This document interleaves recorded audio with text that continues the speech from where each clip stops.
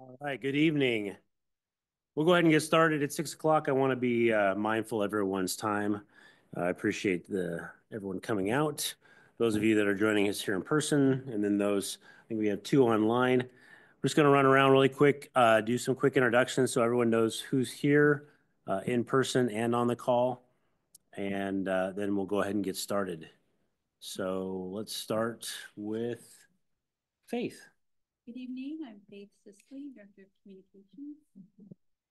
Wade Behringer, Deputy Superintendent. Dave Buzzard, Executive Director of Operations. Brett Scribner, Assistant Director of Capital Projects. Kyle Olson, Director of Technology. And Raul Parangao, Executive Director of Finance. Theodore Goodrow, Special Ed Preschool Teacher at Covington. Joe Riley, KSD Parent. Nan Sargent, KSD Parent and Employee. Leslie Hamada, new mother to little Jackie O, a puppy that's having a ball in my remodel kitchen. Steve Golliff, I teach at Jenkins Creek, 5th grade. Michelle McCormick, I'm a KSD parent. Pam Hawley, staff member. We could have the people that are online, if you could just come off mute and just let us know who you are.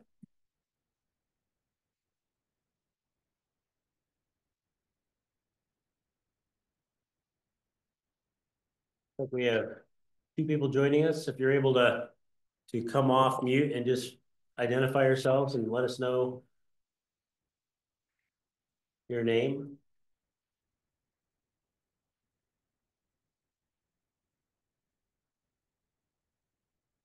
All right, well, we'll try back in a minute. Okay. Oh, yeah, sorry.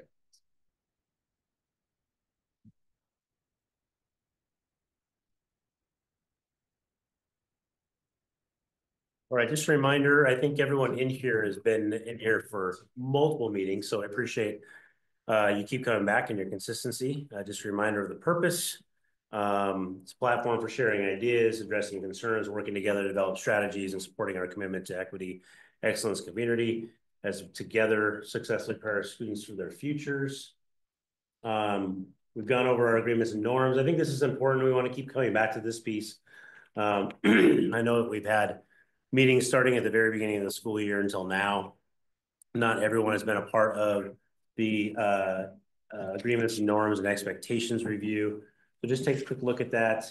We just want to remind ourselves that it's important that we are civil and respectful of all people's opinions, whether we agree with them or not in these spaces. So just a quick reminder.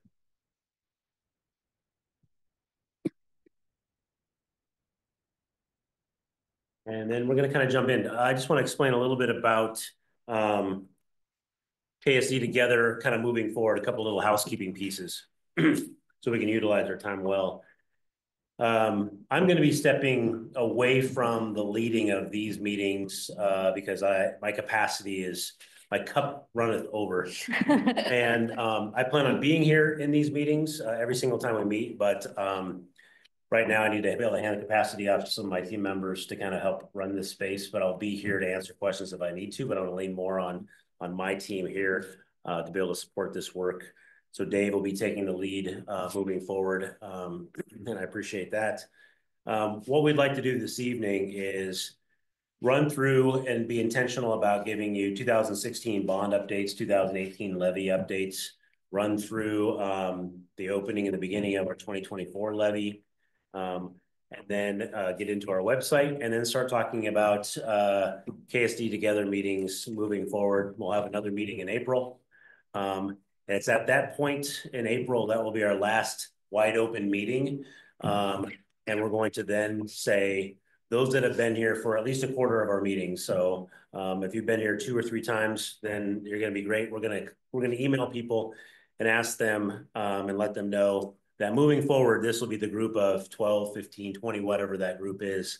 And then we'll decide on meeting moving forward May, June, and then off in the summer, and then back in the fall. And our focus is going to be, as we get into next year, and I'll have Dave talk about this a little bit more later, is really focusing on project prioritization, 2028 bond, and really getting into that work. But we can talk about that a little bit later. I just wanted to kind of let you know that transition and then what tonight's going to be. So with that, I'm going to hand this over to Dave. Actually, I'm going to hand it over to Brett, and he's going to take us through the next handful of slides. Yeah, I'd like to thank you guys all again for coming here tonight. And you know, as we meet, I'd be happy to go ahead and update where we stand with each project from each measure between the 2016 bond, 2018 levy, and now 2024 levy. And as you can see in this slide, we had a total of 102 projects. We had 3 tennis court projects that were separated out from field projects, and 1 additional project, which was the property purchase, giving us a total of 106 tracked projects. You can see up here we have 86 completed to date, 14 currently in progress, 4 which were reassigned, and 2 that have yet to be started. And we are pressing forward with the bond projects. We're going to make sure that we get all of those projects completed here in the district. Some of the projects that were recently completed are the Cedar Heights Science classrooms, the renovations, the Lake Young's roof replacement, the Kent Ridge Pac Gym foyer remodel, and the Carriage Crest and Springbrook additional storage.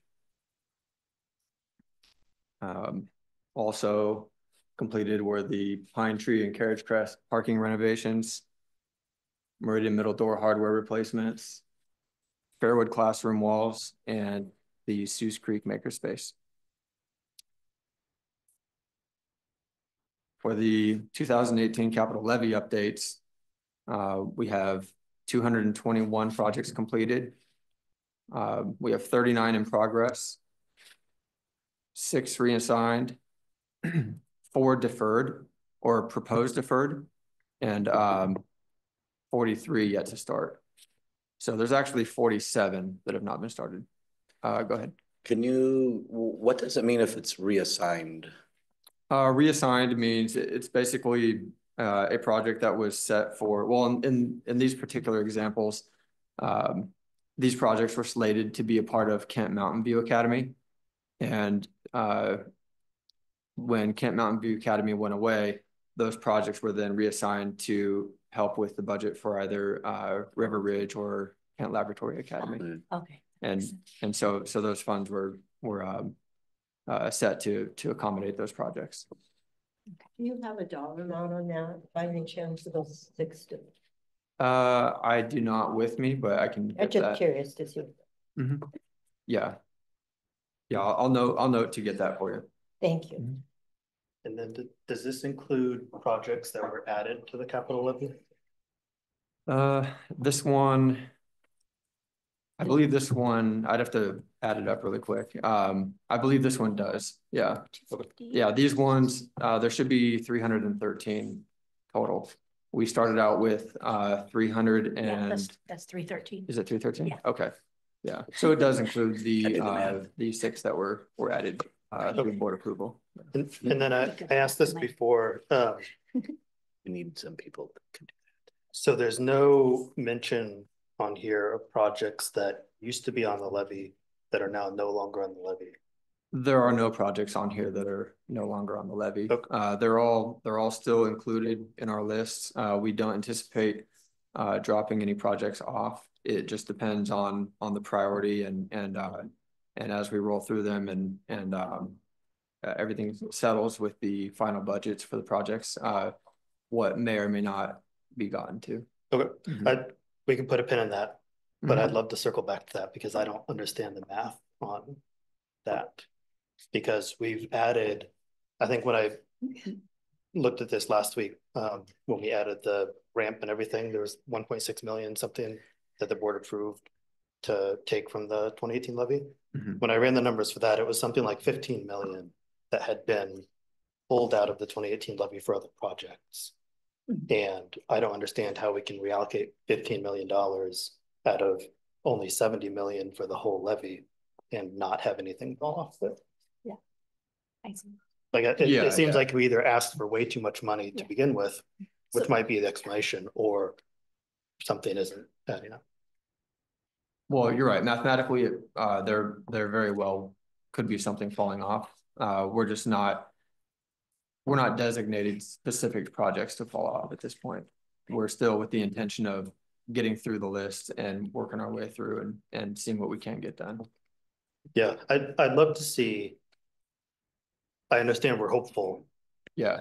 I can't imagine that we'll do it. Like, again, the math to be able to say we'll get all the projects done, something's weird there. I'd love to see a list of, based on the money we have now and the projects that we have left, Yes. where are we gonna hit on the list? And if the answer is we have enough money to cover everything, great, we can figure out where that money came from or why we have so much extra. But I'm guessing we'll get to 43 at the start and we'll get 23. I don't know how many, just throwing a number. We'll get to some number and then there'll be 20 more that we just don't have the funds for. Yeah. And I'd love to see those projects. Yeah, it really depends on, and this is great. This is exactly what I was hoping to get out of this group is citizens from the community on this committee to help oversee the end of these levies and also the decisions that may need to be made. There are a priority to the projects that we're completing, and the ones near the end have been identified, and there is a dollar value on them, and we can go through those in the future when we're gathering together. I can say right now that there are about 13 projects that have been identified that could potentially, I wouldn't say fall off, but if they're not gotten to, it's not going to affect the schools in any type of an operational way. There are a few projects, and I'll use the Kent Ridge windows as an example, where yes, there's money allotted from the levy for that project specifically. But in the process of doing other projects, we have found that the windows in that school all have asbestos containing materials for glazing. So the money that's already allocated for that project is not going to be near enough what we would actually need if we're going to replace the windows in that school. So that's just one of the examples of a project that you know, at the end, you know, if there are funds that need to be reallocated to cover the projects that were approved by the board, then that project is one that we could put on the discussion for potentially pushing off until we can get it properly funded. That makes sense, yeah. Does that Might make be sense better for to you use guys? those funds for somewhere else because it's not a project that could happen now anyway. Yeah, and Right. I know that of those projects that have been identified, there is a fairly good size bucket of money that is sitting there that could cover what was spent additionally on top of what was planned for this initial levy. Yeah, but that all makes sense. And I don't have to have an answer today. Like, I understand that there's investigation has to be done. My concern is that the 2018 levy we're 2 years away, 2 school years away from it being fully complete.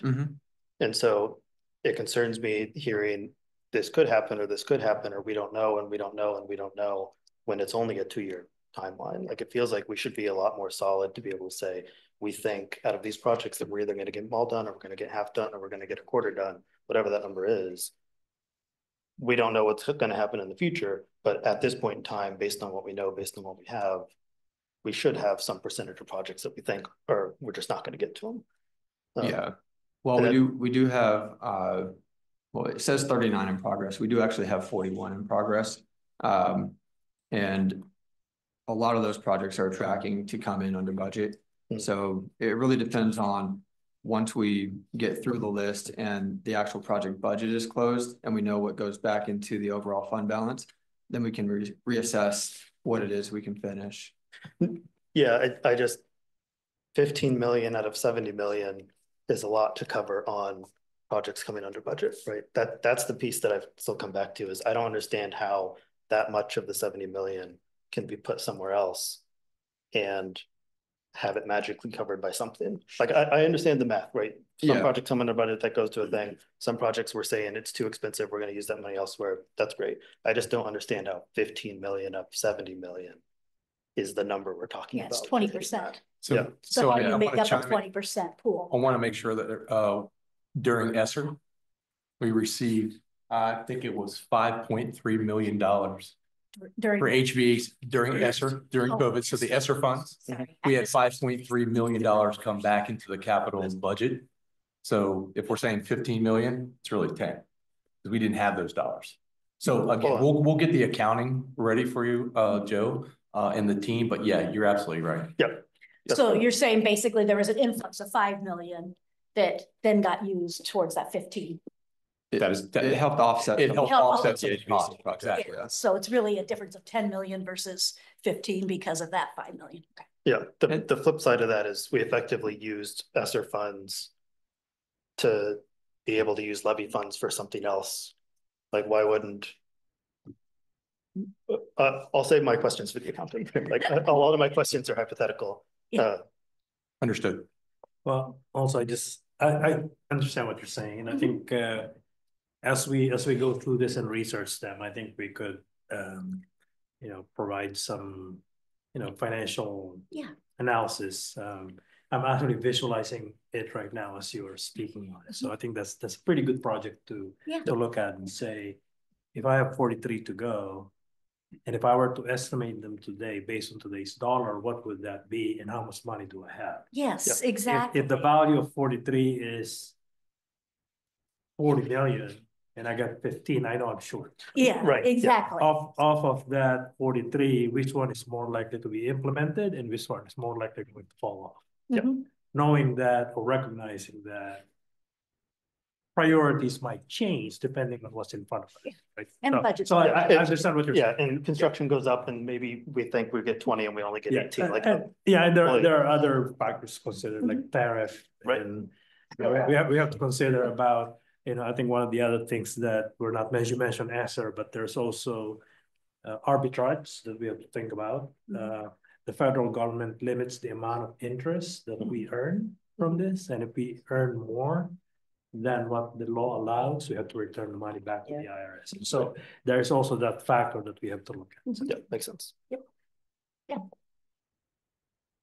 It appears to me that these budgets with what's ahead of us and what we can do would be unbelievably to try to forecast what really is going to cost us. Well, I just can't imagine. I live in the world of Paris, so. with this levy, what I have found is that some projects are significantly underfunded, while others hold plenty of budget. For instance, the Kentwood parking lot, that project came in right around 380,000 or almost 400,000, and it was actually there was a budget there of almost 800,000. Oh wow! So and other parking lots, sometimes I have to come back and you'll see me go to the board and ask for additional funds to be moved to a project. Those projects obviously didn't have the correct amount of funding allocated to them in the beginning, but we do have some of the projects where we are coming in quite a bit lower, and that's all through competitive bid. When that company won that bid, the other companies that were in the room were heated. They were so upset that they came in low. They were trying to tell me there's no way these guys can do it for that price, all this stuff, and you're gonna have to watch them on this and that. And we did, and they did an excellent job. They brought in some crazy equipment that that they could afford because they're a huge contractor, and they slammed this job out and they got it done for a really good price. And that's what we look for in these jobs.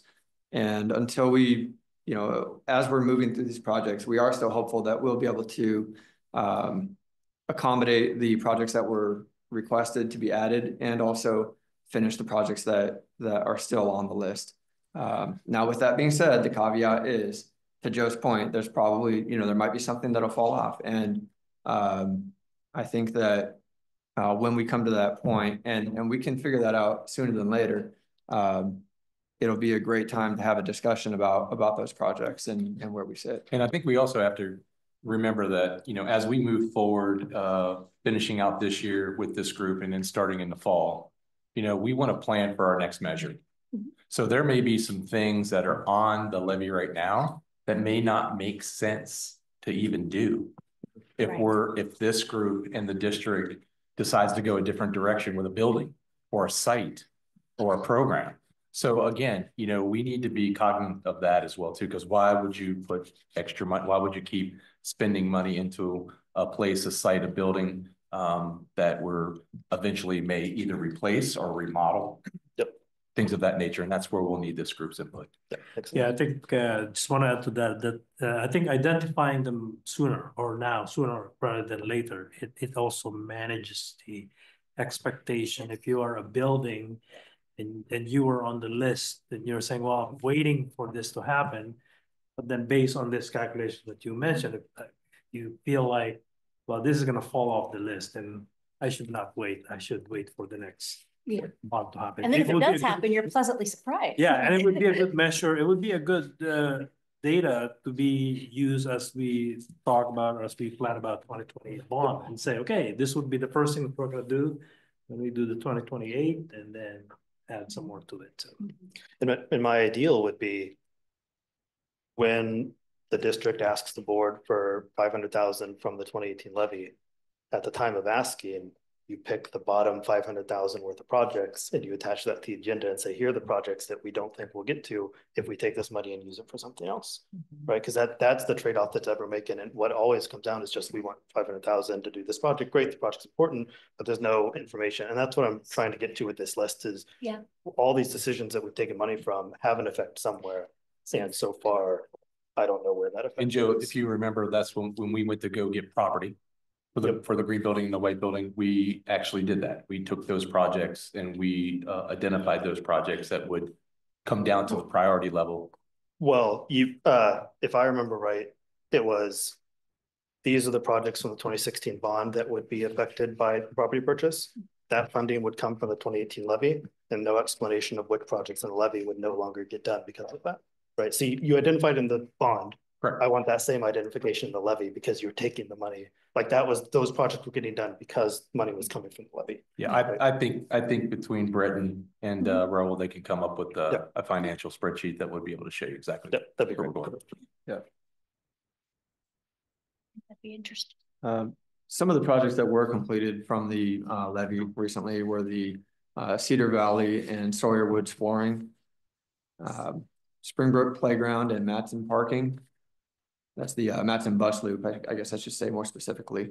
The Kentwood parking lot, which was actually, there was 3 projects kind of rolled into one. It was the Kentwood parking lot. There was a curb repair around the bus loop. And then also we repaved the fire lane, which was completely worn out. And we also had the Meridian Middle parking lot and the Daniel Elementary curbs. And we also have full interior and exterior painting of Matson Middle School and Meeker Middle School. The Meeker Science Rooms and Storage remodel, which gave them new millwork, new flooring, new paint, and new furniture. And also new, they reconfigured some gas connections and water in there.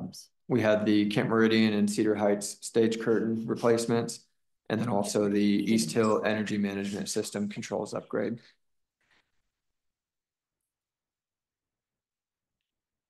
I don't know about Cedar Heights, but KM was in need of that curtain. Oh, yes, it was big time. It was pretty faded and tattered looking. A makerspace is it's an area where kids can just be creative. They're a little more flexible.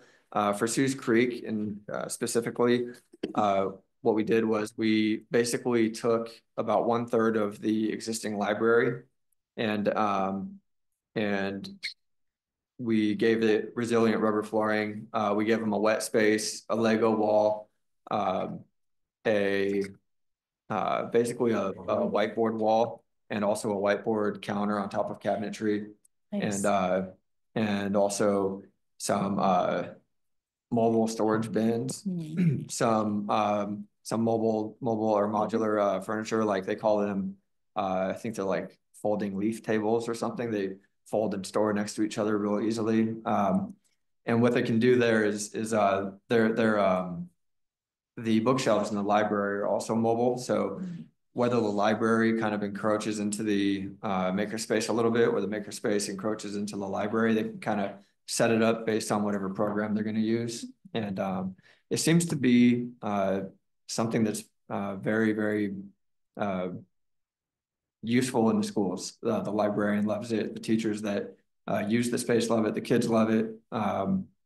You know, they can play with Kiva blocks or Legos or crickets. I'm not too sure what they are, but they say they're cool. So anyways, that's kind of what a makerspace is. It's more of a STEM Yeah. for elementary. That's exactly what it is. And that progresses into CTE, it progresses into other things in the secondary level. So just a place for them to be able to do that. And it supports project-based learning, which is really what we're trying to move towards. Yeah. Yeah, and not a lot of our elementary schools have these. I think East Hill has it, and now Sue's Creek. And this was kind of almost like a prototype, you know, going forward to see how it works and get some feedback. And if it's something that, you know, we want to see in other buildings, I think, you know, maybe that's something we look for on the 28 bond. It's not too difficult to convert a space. It's more of just making it useful and putting the right furniture in there and letting the teachers kind of run their programs. And again, as we start to think about planning for the future, you know, things change drastically sometimes in a very short time. That space was actually brought up in the bond. It's supposed to be a computer room. But now that computers are in each classroom or one-to-one, but that was a thought years ago. So that space was going to be just a computer classroom. And right now in the elementary schools, we're demoing all the computer classrooms and we're using them for other spaces. Yeah. So good use of a changed project. This is an overview of our capital measures, how we get funding, or when we get funding, when projects are designed, when construction is started and completed, and where closeout documents are created and tracked with warranty. This one shows overlap of the 2016 bond, the 2018 levy, and the recently passed 2024 levy. And we also show on here our possible future bond and where that would potentially overlap as well. Just to clarify, so if the future bond, you know, granted gets approved, so it says 2028. So when would that be voted on? Would that be voted on that calendar year or the year before? When would that be voted on? Yes, November 28th. November okay. 2028. All right. So if it got approved, the construction for these projects would start how many months after that? I believe the first money that would come in would be Raul, you can correct me if I'm wrong. Well, a little bit would start coming in January, and a little bit in February, March, and I believe April is our first decent chunk that we would receive. I see. So if the bond passes, we would do it in chunks. That's the one thing about a bond. And Raul can speak more to that. You can get a larger chunk of money at one time and not have to just do tax-based collection. And then building a new school, how many does that take? 1 year? How many, or 2 years? How long does that usually take? Like, sorry, one more time. To build a new school from the ground up, like 3 years plus. 3 years plus, right? Okay. All right. Yeah, the building a new school also could depend on the availability of space. Sometimes if you swap the field and the existing building, could take longer because you need to have a temporary housing or portable classrooms, and then you swap afterwards. So I see. Okay. But if you have an empty land, it would be a whole different story. Of course. It takes a year for educational specification to be designed. So a core team of the district get together with an architect engineer, and then they do an educational specification of what that building is supposed to, whether it's an elementary, middle, high, secondary, laboratory, academy. And then it's a little bit more than a year for a permit once they get that through. And a typical build is about 14 months. With a high school or at secondary, it'd be about 18 months. 18 months, okay.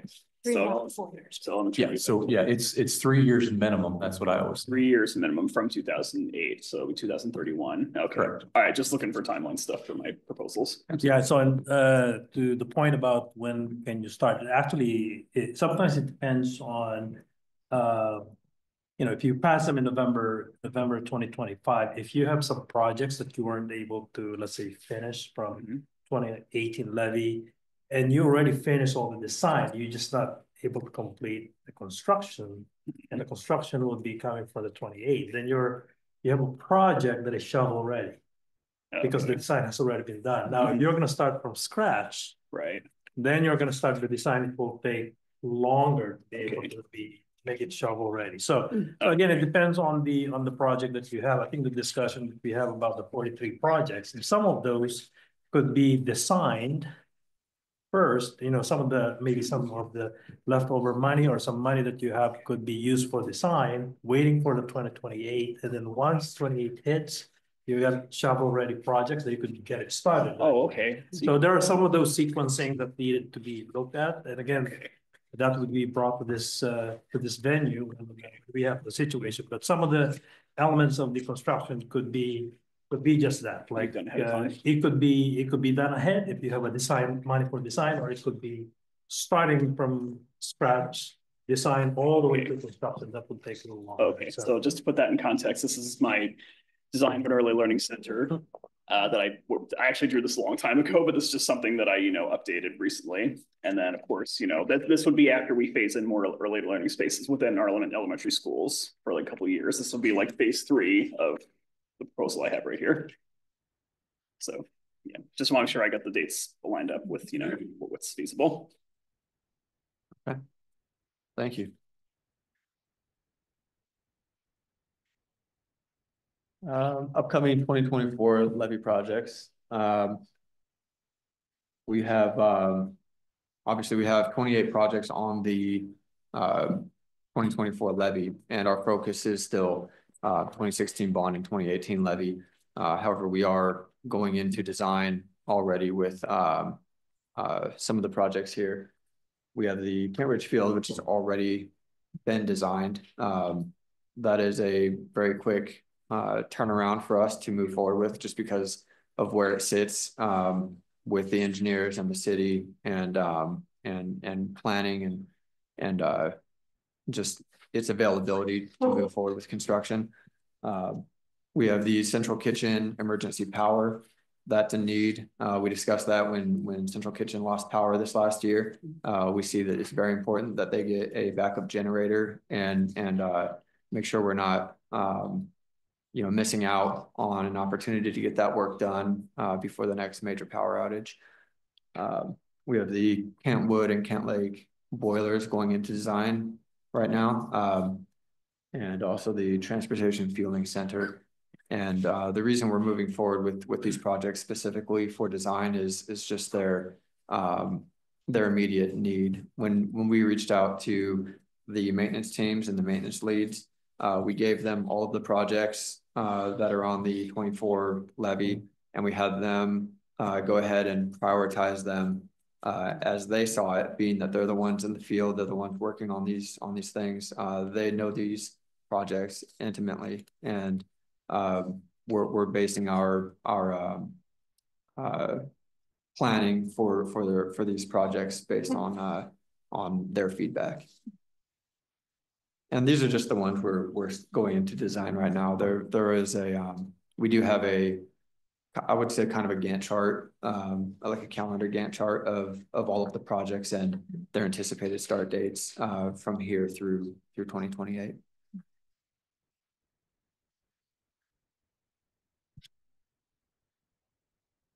And I'll let Dave talk to you guys about the EPA grant and the Mill Creek field improvements. Yes, so the Mill Creek grant was not accepted by the EPA. We are actually waiting for a meeting with EPA because we would like we just would like to know who got the grant, who got the grants, and what are they used for, and really just like a download of why we didn't get the grant. because we thought we had a very powerful grant to be able to do that. So just waiting for a meeting with them to be able to get all that. And I will say that the Mill Creek improvements, really we could actually add that to the last slide. Because even though the grant didn't get approved, we still have a project for the field. So the grant was the whole entire area down there, like redoing the bus loop, putting parking on the north side, adding more space.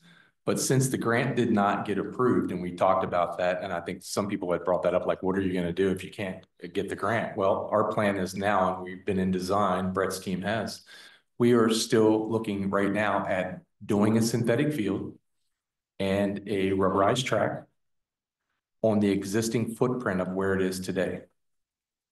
So we're going to raise the field. Okay, that's what I was. We're going to elongate the track, and we're going to put a football field and a 6-lane track, but we're working with the city right now because, again, there's some complexities around barriers and buffers and things of that, even though they did the creek work.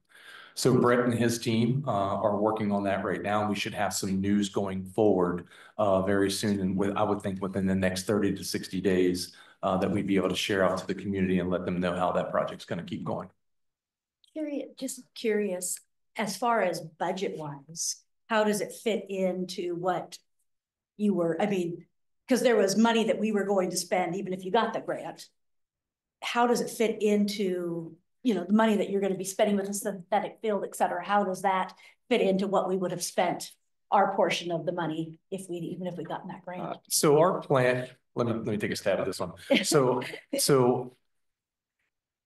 the money that we added into the levy was a backup plan. Okay. Okay. So we had plan B. So plan A was to let the EPA grant cover it all. Okay. That was $20 million, 18.5, whatever it was. That would have covered it all. We added that project just in case something like that happened.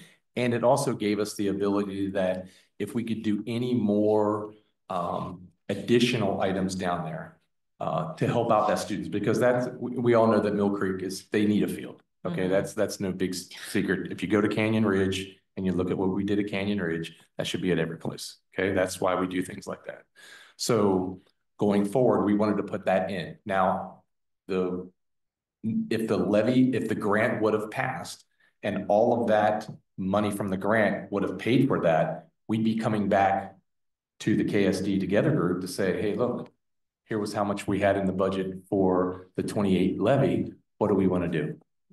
Okay, because then that's what we do, right? We start going, because there's priorities that get added to our deferred maintenance all the time. Right. So that's what we would do. But that's exactly where we were. So that budget for plan B is what we're going to use. So, and it's enough money to do what you guys are wanting to do. And the 2016 bond had Mill Creek Field on there. So you have to remember, add those two together. All of that, and that budget was $1.8 million. I'll share that budget out. We normally don't share budgets out, but that budget took care of the field while it was there. And then it was also used for all the design. Okay. So we have been using those dollars on that site for that particular project, no other place. Okay. And I think that's important going forward. If we have funding there in that site, if you can't do it, it's probably nice if they have more priorities on that site to leave that funding there. Although if something comes up in another site and it's a higher priority than what's there, then I think that we make a decision collectively that, you know, priority takes over. It's just not site-based at that time. Does that answer your question? Yeah, no, I was just curious how that all worked out, if it made a huge impact on budgets or things. And I'll be honest with you, if anybody's been down there since they've done the reestablishment project for the creek, it's helped out tremendously. We have not had any issues. We've had some failed pumps on our part. Unfortunately, when we did our own kind of like a small pump station in the parking lot, we've had some issues with our pumps, but other than that, they've been very well. I can't tell you, Wade and I meet with the city all the time, and we just keep thanking them for doing that project because it has helped expeditiously. So Dave, the project we did at the other middle school in the field, the money that the permit was they were asking us to put a more sophisticated drain system in or something. That is correct. Do we have that kind of money if Mill Creek? Yes. So what we did is and I'm going to give a lot of kudos to Brett when he was putting this budget together. Basically, he took the Canyon Ridge price from our vendors. And what we did is we were like, okay, if this project is going to go, because it's the same retention underneath, it's ABS chambers, it's all, it's a collection system for water underneath the field. And Brett was like, well, you know what? I'm going to take that number, Dave, that you used at Canyon Ridge, because we had almost actual cost at that time of what that field cost. And he was like, escalation in Washington State has just been going astronomical. Sometimes some projects are 5, sometimes are 8. We've had it up to like 16, 18% of an expanded, cost. So Brett did a really good job working with engineers and knowing that we're going to raise the field up, it's going to be a little bit more added cost. So, we put that budget together, and Brett's team, along with engineers, did a really good job of putting that price together. Yeah, it really makes me. Yeah. So we're excited. And like I said, we'll come back to here and we'll come back to the community and let the community know what we're doing. So I have a sort of partial follow-up. I feel like we're rewriting history a little bit here, because before the levy, the question had been asked multiple times, and I thought it was very clear that if the grant wasn't happening, Mill Creek wasn't happening, that the grant was a requirement, fixing the flooding was a requirement, and that if it didn't happen, the 9 million would be used for something else. And now we're saying that the grant was for everything, and without the grant, we can still do it. That wasn't what it was conveyed beforehand. Like, Joe, I don't remember. I can tell you I do remember, but I don't remember any time Dave or I saying that the project wouldn't get done if we didn't do the grant. I have an email, I think it was from you, an email saying that the field project is dependent on the EPA grant being approved. I can find it. The field project, as it was designed for the EPA grant, Correct. which was an 8-lane track, moved in, changing of the bus loops and all that kind of stuff. Yes, there was no way to do it in that conception, but there was never, it was the current footprint right now, there has never been stopping us from doing that. So I don't know the context of how I responded to whatever question that you asked. I'd like to go, I'd like to see that. But never have we not been able to do this project if the EPA grant didn't pass. It was the EPA grant had the full-on project, the $20 million project, which covered moving the bus loop to the softball fields on the northeast corner, northwest corner, had all of the additional changing of the cul-de-sac on State Street and all that kind of stuff, and then moving the entire football field down south towards La Huerta because we didn't have space. So that was always that piece. And as far as the levy funds, the $8.5 million or whatever the project number was, that money can take care of a field.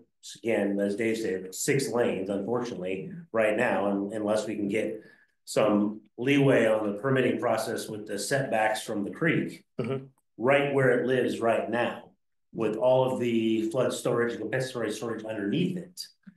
But it was never it might have been an all or nothing for that particular design, because there's no way we could do that project with our money. There's no way we could do that. So if I just need to see my response and see what I say. And again, I do remember, I remember saying that on the dais, but I think that was one and all. I think if the grant money didn't come through, then that field wouldn't be done through the grant money. But we have always, the plan B was to always, and that was on our presentation with the city of Kent, that we wanted to have that field go through no matter what. That's why we put it in this budget. That's why it was on the levy. Yep. And again, So, and I think in retrospect is like that the city said, nope, you can't put that there. You're not going to be able to put a setback. You're not going to be able to put a synthetic. If we get down to the point where we can't do anything in that field, then that's a bigger, deeper discussion about what we do with those dollars. But I'd find it I'd have a very heavy heart. Very heavy heart. If we wouldn't say, we're going to put a field at Mill Creek at the most. Yeah, they need a field. They really need a field. Yeah, absolutely. Great. Well, and I was just gonna say, I was looking back at my notes, and I think in November, when we had talked about it, they had said that there was a backup plan to do something to the field. If they, yeah, That's what I remember was if the EPA grant fails, there was a backup. we'll try to plan. figure out something. Yeah, there was a backup plan And in now place. it sounds but like they we're didn't. saying we've always had this plan.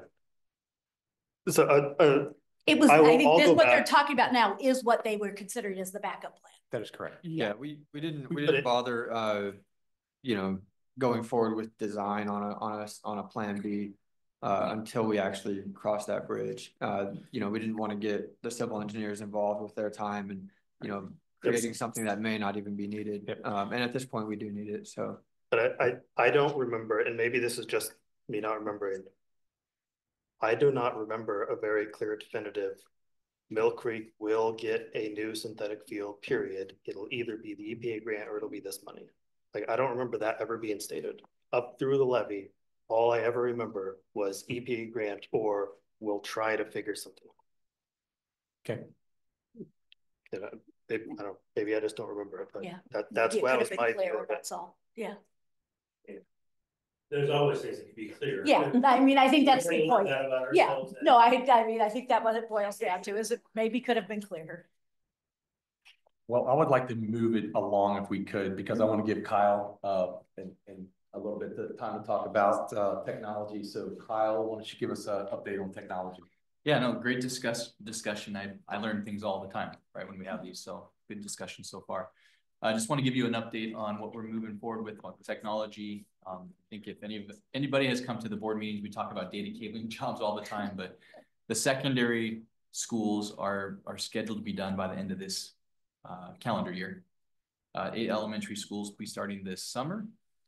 What's not on here is I think we're going to probably go into design on some other elementary schools. The design phase, para teacher office staff devices. The plan is to refresh them this summer. Data center UPS refresh, we believe will happen this year. 24/7 managed security operations with cybersecurity, we believe will be in place before summer. Document camera refresh at the high schools this summer. Promethean panel refresh at 1 middle school this summer. And we're going to hopefully be moving forward. The plan is with a hotspot provider that can do any of the 3 major cell phone carriers this summer. So that's kind of the update. Just a question. So why is the Promethean panel refresh only at 1 middle school, and what made us choose that particular middle school, or yeah, absolutely. So thank you. We would have liked to do more, but yeah, as we I've heard there's issues. We went through the levy planning and we kind of started scaling things back, right? Yeah. Thank God to the community again that we passed the levy. Again, have to always thank the community for the support of the levy. And as we balance what's allowable with the levy, right, we're allowed to refresh technology. What we're not allowed to do is completely one breaks and we replace that with levy funds, but we can refresh a whole school. So the plan right now is to refresh a whole school, pull out the devices that are still workable, even though they be quite old, and warehouse those to then be able to then replace schools as they break throughout the district. So this is really I'd say the maximum benefit to the community as far as saving money and really just utilizing them for break fix. And is why did we pick the middle school that we're thinking we're picking? I'm not going to name it just because we want to buy off from the middle school. Oldest boards in the district. So replace the oldest first. Yeah. Makes sense. So great question. Thank you.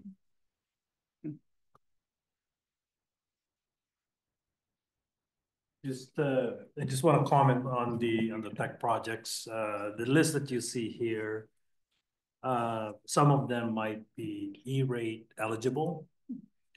And I think in addition to the levy that we're receiving, the staff are just doing a great job in making sure that they qualify the projects for E-rate eligibility and apply for it.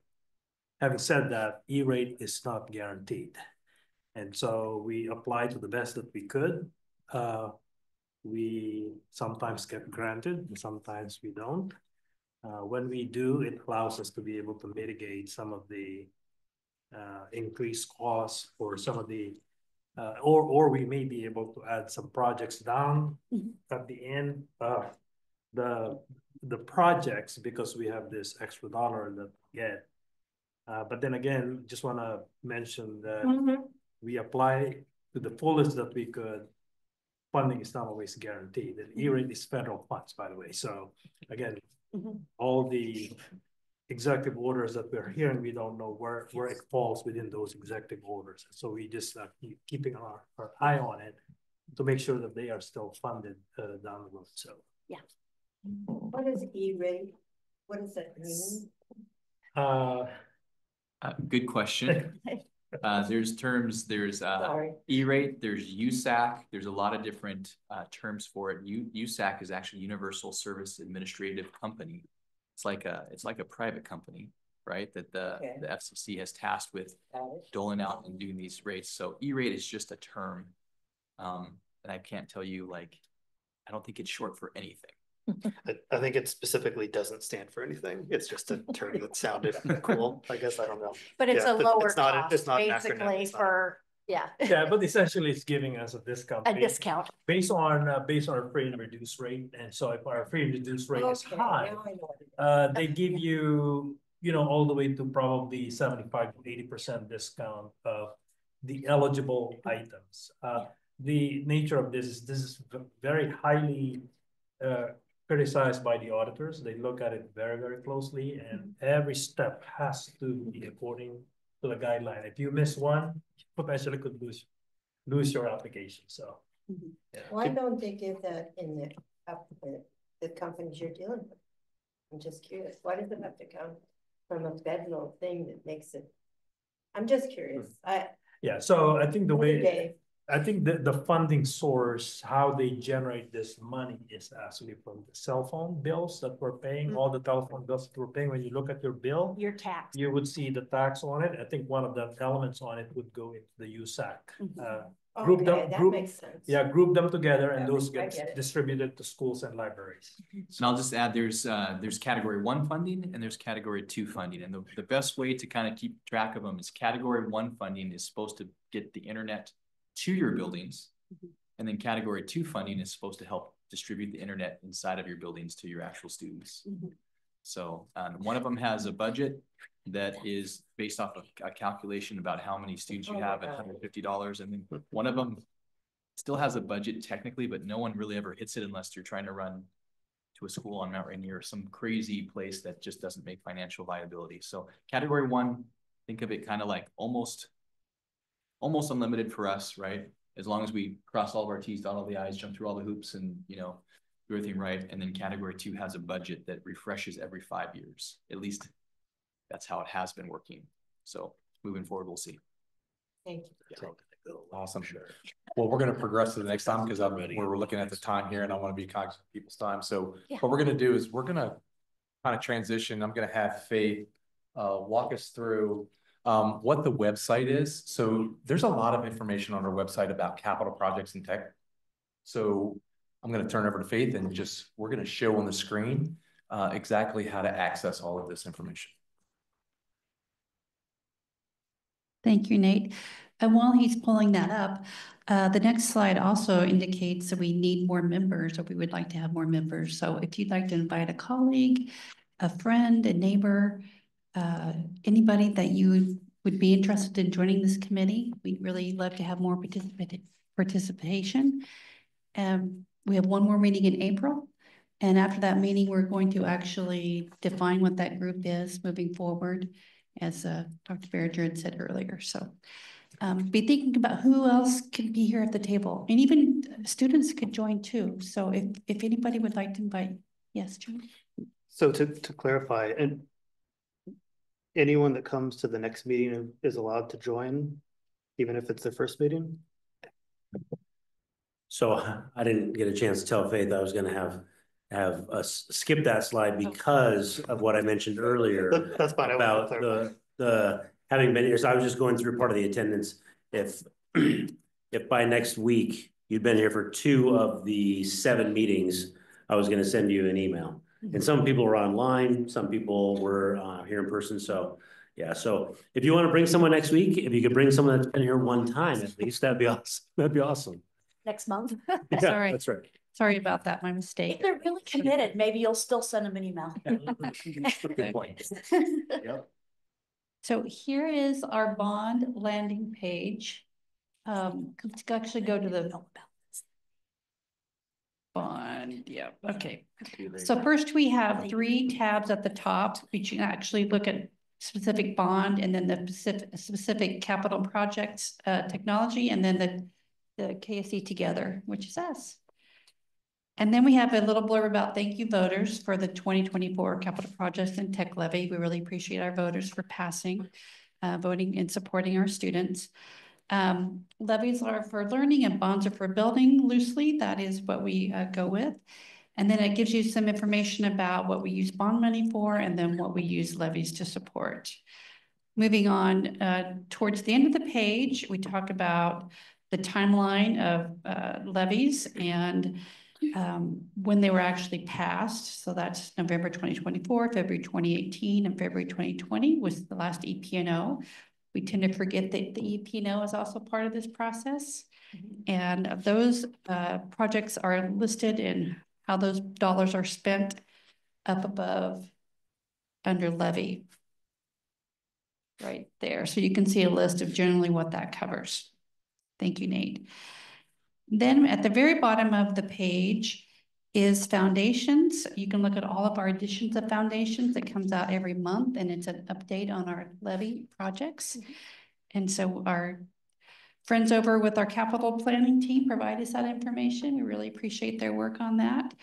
And Arnold actually puts it together, sitting over here. Thank you, Arnold. And we distribute that out to our community to try to be open and transparent with what's going on and happening with our levies. So that is the landing page. So we'd love for your feedback on this page. So if you could email KSD Levy at the Kent.K12, the whole business there. If you have ideas on how we could make this better, or if you think that you would, like to see something different here, we'd love to have your input. So then the next page is the capital projects and technology page. And again, we have a thank you voters in case people go just to this page and don't see the landing page. And on this page, as most of you are probably familiar, were the projects from the 2024 levy. And we've left this information in place so that as people want to know more about the 2020 levy since it passed, we thought this would still be a critical information to have here.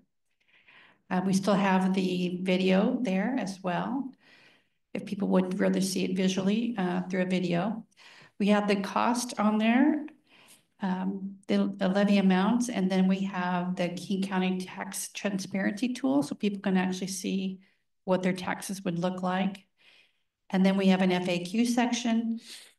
And then we have previous bond and levy project progress reports, which are the Excel files listed by date and what the projects are and if they've been completed, if they're updated, if they're in progress. There's several different designations for each project. And then we have the flyer from the levy and the July 10th school board presentation, which was the original presentation for the 2024 levy. We also have access to some past levy listening sessions if people wanted to go back and see those sessions and learn about why the levy passed and the different information that was shared. This eventually will get rolled up into a higher level, and then we'll turn it into what projects are being completed.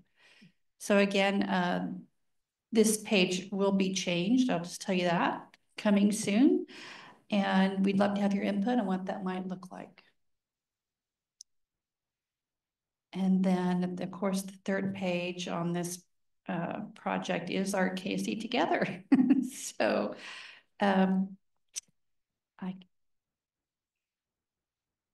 you can go to that page. It's under the Get Involved. There it is. Okay, got it. So as you know, this is the KSD Together page, and we have the different meetings. You can go back and look at those. They're all recorded. And so if you ever want to point somebody back to what we've been talking about and what we've accomplished in our meetings, please feel free to access the tabs here. Again, love your feedback on these 3 pages moving forward. We've discussed adding the photographs that you saw in the PowerPoint earlier today into this site and saying these are completed projects. So that's one idea that we have. But we're open to any and all suggestions.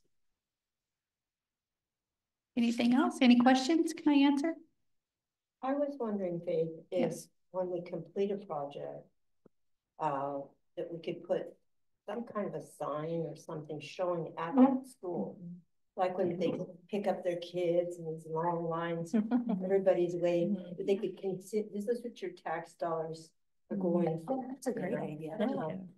We've had that in the past after budget cuts complete the last round and it kind of went away, but maybe we can bring it back. I don't know. I would love to. I love that idea. Really Yes. saying this is what, you know, Mhm. you Yeah, wanna see definitely. what they're I getting. mean, Yeah. election type signs aren't too expensive, Yep. but you know, even if you just put a couple of those up, you know. That's true. Yeah. No, great feedback. Recycle all of those senior signs, It you know, doesn't have your to be seniors great big graduating. vinyl. It's like, I want to know what they're voting for.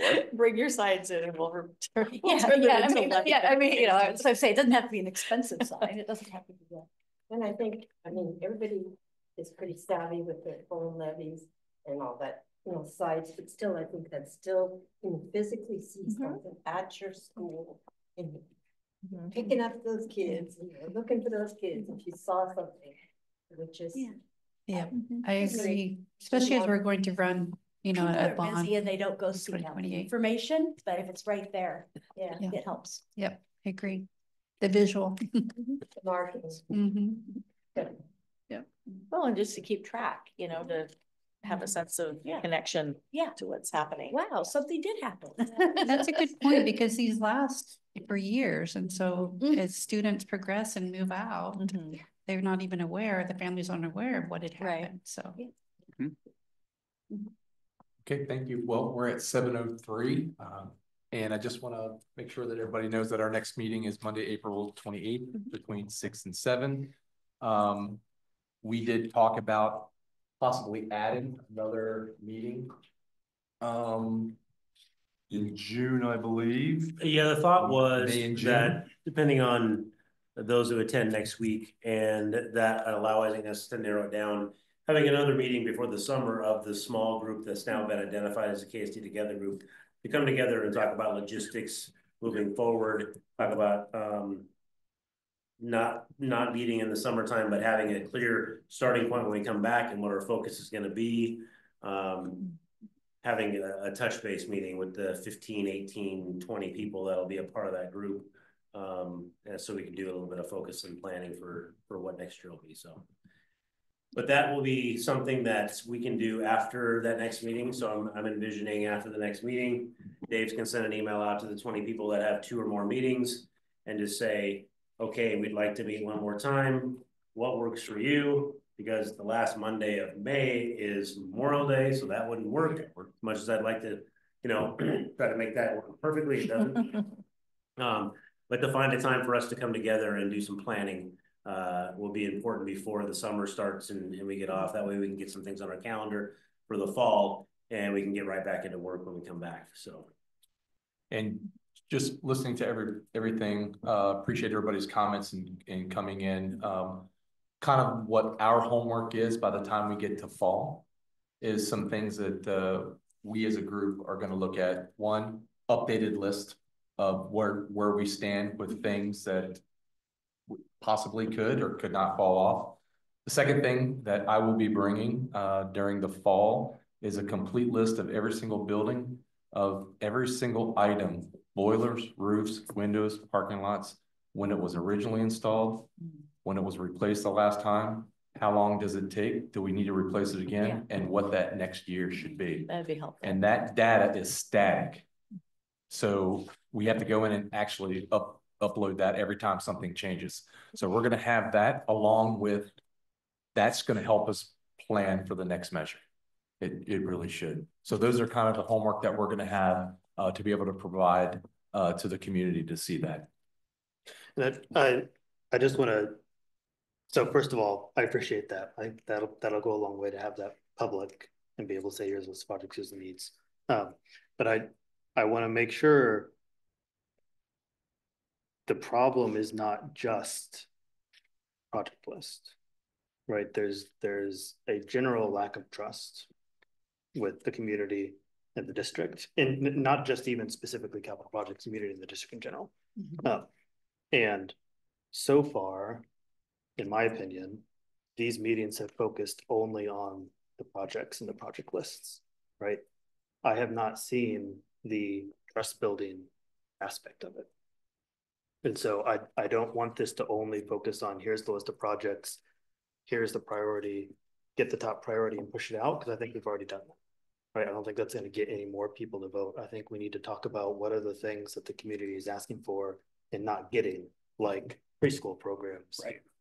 Or like art schools funded by KSD, right? Like there are things that I think more than just the list of capital projects that we need to focus on, or at least talk about, focus on. So I don't want this to be too tunnel vision on the project list, because I don't think that's going to get us the results we want. Okay. I do think it's important though. Like for me personally, I like to know that this dot connects to this dot, I mean, I think that is part of it. Yeah. But I totally agree because I'm all about the art. I think both parts are important. I think it's important to make sure that the projects that have been planned are getting done, but then also looking at what are the other things that need, and what are the other things that the community is asking for that we can try to, see if we can get those too. Yeah, I agree. I think it's important to make sure that our district is going the direction that the community wants to see it going as well. So yeah, I appreciate you guys coming out and being a part of this, because I think that with your input, we can get there. And I think what we'll do is, and not that I'll give you some time, but I think when we come back in April, we sit down and talk about those agendas. What do we want to see going forward? So what is that going to be on the next agenda? And instead of like, because I think the capital update can be really quick. I mean, because it changes in October and it changes in the spring. It's like, what did Brett's team finish in the summer? And then what's Brett's team getting ready to do in the spring for the next summer? So those are pretty good quick items. But the agenda for the KSD Together team can be, what are those focus points that we want to focus on? And if we want to spend, if we're only going to have an hour, what we'll do is we'll focus on maybe 1 or 2 items, and not just to go through a whole litany of items. Let's just get it down so we can have some very robust conversations around those 1 or 2 items. I think too, though, that's good. I think you have valid points, but I also see that there's other things beyond the understanding of a lot of people on the difficulty in getting the funds needed to do everything that we really want. Right, yeah. I think experiencing and being out there, understanding when you brand